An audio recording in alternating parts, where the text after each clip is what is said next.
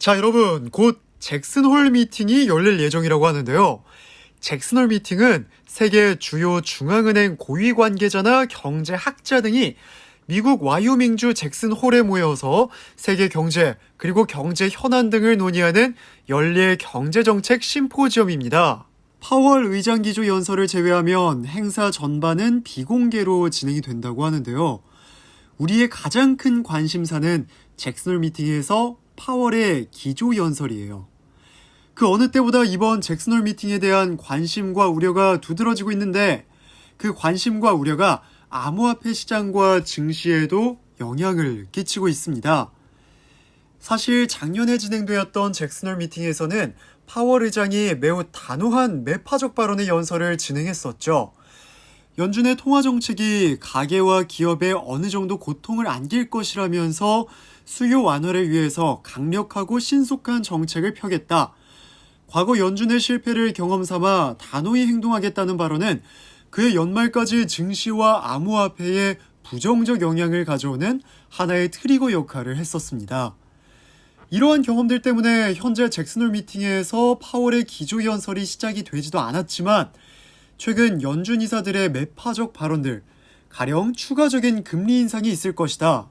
혹은 고금리 상태가 오랫동안 지속이 될 것이라는 발언들에 대해서 시장은 더욱더 예민하게 반응하고 있고 그것이 최근 암호화폐와 증시에 다시금 악영향을 주고 있어요.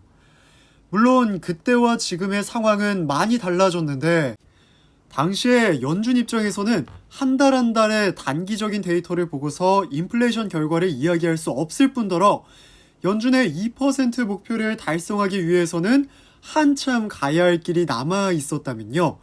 지금은 인플레이션이 최근 들어와서 다소 많이 내려오고 있는 상황을 보이고 있고 또 연준이 금리 인상을 하고 있는 단계가 중간 단계가 아니라 끝을 바라보고 있는 상황입니다. 그렇지만 연준 입장에서는 인플레이션이 목표치에 근접해야만 그들의 업무가 끝난 것이기 때문에 성급하게 언제가 될지 모르겠지만 그 마무리를 위한 고삐를 늦추지 않을 것이고 따라서 시장도 그 불확실성과 그리고 매파적 발언에 대한 두려움에 분명히 작년과 달리 상황이 조금은 나아졌음에도 불구하고 공포감이 만연해 있는 것 같습니다. SEC, 리플 소송 담당자가 어제 한 명에 이어서 두 명이 추가 사임 요청했다고 합니다.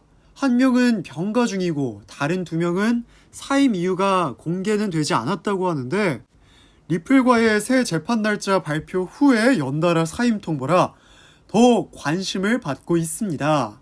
특히 리플은 오히려 재판을 앞두고 새로운 변호인 합류 소식을 밝혔기 때문에 이번 재판이 리플이 SEC보다 더 지배적인 위치에 놓일 것이라고 평가를 하고 있습니다. 리플의 커뮤니티 중심으로는 SEC 변호사들의 사임은 잘못된 역사에 자신의 이름을 남기지 않기 위한 선택이라는 글들도 확산되고 있다고 합니다. 한 전문가는 X를 통해서 이번 재판이 SEC의 무모함을 보여주는 근거로서 첫 번째로 처음에 그 두 사람을 고소하는 것 자체, 그러니까 브래드 갈링하우스와 크리스 라슨을 고소하는 것 자체가 누가 봐도 그저 리플을 압박하기 위한 것이었음을 명백하다고 얘기를 합니다. 임원을 고소하게 되면 임원과 별도의 소송사안인 리플과 XRP 관련 소송에 대해서 더 압박을 가할 수 있을 것이라는 판단에서 진행된 고소라는 거고, 두 번째로 이 재판을 상상해보면 증인석에 있을 힘먼과 클레이튼, 즉 트럼프 행정부에서의 그들과 뉴욕시의 배심원단의 운동회가 될 것이라고 이야기를 합니다. 세 번째로 힘먼과 클레이튼이 기관 판매에 대해서 브래드 갈링하우스와 그리고 크리스 라센이 어떤 무모함을 벌였는지 어떠한 방조를 했는지를 어떻게 증명할 수 있을 것이며 증명하기가 매우 어려울 것이라는 거고, 네 번째로 리플의 사업이 대부분 해외에 있는 만큼 국내에 판매된 해외 판매 증거의 비중은 SEC에게 불리할 것이라고 합니다. 다섯 번째로 SEC는 법률팀의 대부분이 재편성했다는 건데 알다시피 3명의 사임을 말하고 있는 것 같습니다.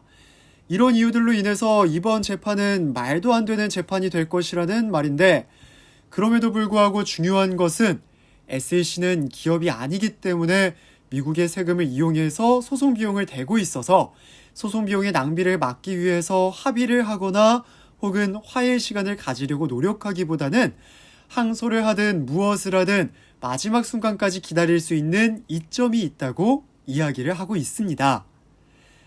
비용적인 우위에 있는 만큼 그 책임을 더 크게 가져가야 할 것 같다고 전 개인적으로 생각하고요. 이번 재판에 대한 여러분들의 생각은 어떠신가요?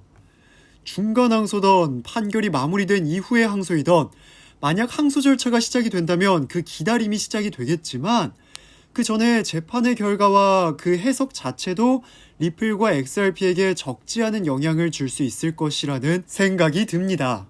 미국 유명 주간지 피플이 직원 및 사회를 배려하는 100개 기업 중 하나로 리플을 선정했다고 합니다. 말로만 투자자를 위한 일이라고 떠들고 다니면서 정치적인 야욕이 담긴 SEC의 행위와 상반된 행보를 보이는 리플의 노력이 궁극에는 좋은 결과를 가져오기를 기대하면서 오늘 영상 마무리하도록 하겠습니다.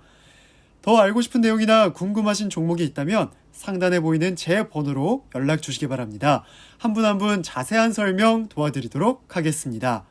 오늘도 시청해주셔서 감사합니다.